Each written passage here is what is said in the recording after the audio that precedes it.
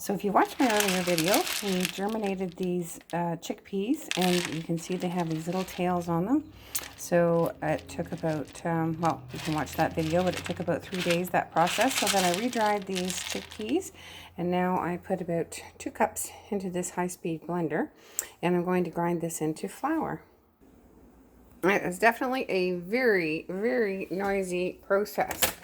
So as you can see in here, if you can see down in there, the chickpea flour is still a little bit coarse, so I only had it on for a few minutes, or not even a few minutes, maybe a minute. So I'm going to put it on again and get it a little bit finer.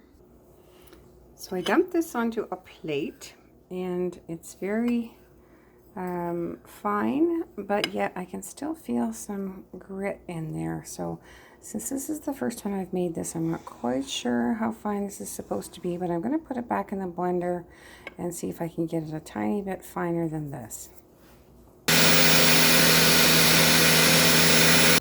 Okay, so here we are with these chickpeas reground, and they're very fine now.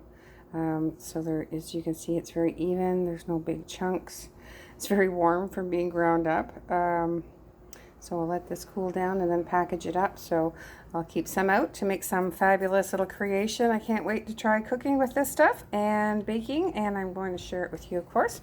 So I will carry on with the rest of my chickpeas in my blender. So you need a very high-speed blender, perhaps a coffee or spice grinder, or of course a grain mill would be perfect.